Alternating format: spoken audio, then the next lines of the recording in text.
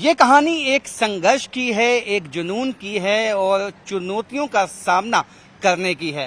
मैंने इसलिए कहा कि मेरे साथ बहादुर लाल हैं और ये क्यों खास हैं, इन्होंने ना बल्कि नेट, जेआरएफ और अब पीएचडी की है। ये विजुअली इम्पेयर्ड हैं, यानी ठीक से नहीं देख पाते हैं, लेकिन इसके बावजूद, इन चुनौतियों के बावजूद इन्होंने हर मुश्किल को आसान किया है। कैसे किया है इनसे जानेंगे। बहादुर लाल जी, आपने पहले नेट पास किया, जेआरएफ पास किया, आप विजुअली इम्पेयर्ड हैं, लेकिन उसके बावजूद आपने चुनौतियों के सामने हार नहीं मानी। जी सर, पहले सभी को नमस्कार। बिल्कुल सर, मैं विजुअल इम्पेयर हूँ। आपने सही कहा, मैंने नेट किया है, जेआरएफ किया है और अब फाइनली पीएचडी मेरी हो गई है। और संघर्ष बहुत रहा और मतलब हमने को हिम्मत नहीं हारी और टाइम के टाइम हम चलते रहे और मेरी 3.5 साल में डिग्री जो है वो अवार्ड हो गई है under the supervision of professor Sarika Sharma.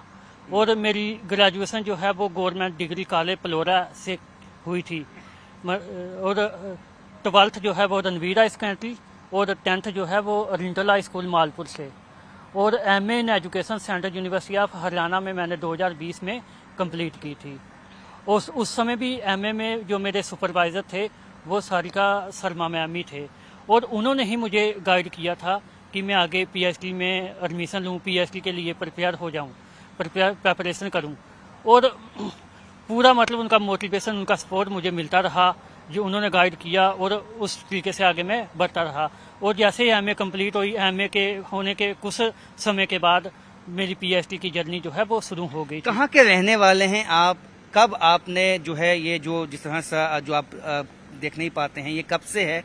और फिर ये पीएचडी करने का जो फैसला लिया है, ये शुरू से लिया या वापस सोचा कि मैं पढ़ने का शौक है? एक्चुअली सर, मैं रहने वाला हूँ मालपुर दींगा बटारा, ये तहसील बलवाल डिस्ट्रिक्ट जम्मू में पड़ता है।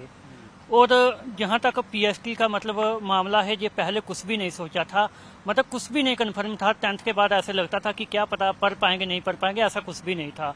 ये सारे टाइम के साथ साथ जैसे जैसे आगे बढ़ते रहे और मतलब टीचर्स की मोटिवेशन हमें मिलती रही। सारिका मैम ने मुझे बहुत अच्छे तरीके से गाइडेंस किया और उसके बावजूद फिर मैंने ये फैसला लिया कि नहीं, अब मुझे पीएचडी करनी है। और फिर मैंने जो है वो पीएचडी के लिए प्रपोजल जो है, आपको याद है कि रिसर्च प्रपोजल पहले उसके लिए तैयार करना पड़ता है। किसी भी यूनिवर्सिटी में पीएचडी का इंटरव्यू देने जाओगे, आपको पहले प्रपोजल सबमिट करना पड़ता है। तो फिर मेरा फैसला लिया था कि जब मेरा जेआरएफ हो गया, नेट हो गया पहले, फिर मोटिवेशन मिला, फिर जेआरएफ हो गया, फिर मोटिवेशन और मिला कि नहीं, हमें अब और कुछ ना कुछ और करना चाहिए, पीएचडी करनी चाहिए। और एक खुशी की बात यह है कि जम्मू संभाग जो है डोगरा समाज, इसे मैं फर्स्ट ब्लाइंड कैंडिडेट हूँ जिसने पीएचडी की है और अभी तक किसी ने जहाँ तक नहीं की है। कश्मीर का भी मुझे नहीं पता, हो सकता कश्मीर JNK से मैं पहला हूँ, लेकिन कश्मीर की मैं कुछ नहीं कह सकता, लेकिन जम्मू से कन्फर्म है। बनना चाहते हैं, आप चाहते हैं आप जॉब करें, आपको जॉब मिलनी चाहिए, आप इतनी पढ़ाई की है, इतनी मेहनत की है, उसका फल मिलना चाहिए। हाँ सर, जो मेहनत करेगा उसको फल तो मिलना ही चाहिए। अब देखो, हम तो चाहते हैं कि अब नौकरी मिले और ज़रूरी भी है ये। और देखो अब आगे टाइम के साथ क्या होता है, क्योंकि जहाँ जहाँ निकलती हैं हम अप्लाई करेंगे अभी, क्योंकि हमारी पीएचडी अवार्ड हो गई है। अब उस बेस पे हमारे नंबर जो है वो एक्स्ट्रा ऐड हो जाएंगे, क्योंकि पीएचडी पे के भी काफ़ी नंबर है। आपके जैसे कई अन्य भी जो देख नहीं पाते हैं, उनको क्या कहना चाहेंगे? और आम लोगों को, आम जनरेशन को, जो नई जनरेशन है, जो चुनौतियों का सामना करने से कहीं न कहीं पीछे हट जाती है, उनको क्या कहना चाहेंगे? जी सर, मैं पहले तो अपने जैसे जो लोग हैं उनको यही कहना चाहूँगा कि आप कभी भी हार मत मानिए। आप मतलब कोशिश कीजिए, आप हर काम को कर लेंगे। और मतलब जो समाज है उनको मैं यही कहूँगा, और समाज नेबरहुड है, मतलब फैमिली है, कोई भी हो सकता है, सभी को यही कहूँगा कि ऐसे लोग जो है वो किसी से कम नहीं हैं। आप मोटिवेशन करोगे, उनको मोटिवेट करोगे, वो हर चुनौती को पार कर लेंगे और किसी भी मुकाम तक पहुँच सकते हैं। आज पर्सन विद डिसेबिलिटी जो है वो कहीं भी पीछे नहीं है, IAS लेवल तक चले गए हैं बच्चे। और मतलब और भी बहुत सारी प्रोफेसर की पोस्ट BC तक जा रहे हैं। और हमारी भी बहुत सारे, मतलब मैं खुशी की बात ये बताता हूँ कि मेरी भी 99% जो है वो टीचर का योगदान रहा है। बहुत सारे टीचर और बहुत सारे दोस्त थे। समाज से भी सपोर्ट मिला आपको? हाँ बिल्कुल, समाज पे सपोर्ट मिला। और मैं मतलब सकारात्मक रहता हूँ, मैं पॉजिटिव रहता हूँ। ये जरूरी होता है क्योंकि हर तरीके के लोग मिलेंगे और कुछ मिसगाइड करेंगे, कुछ गाइड करेंगे।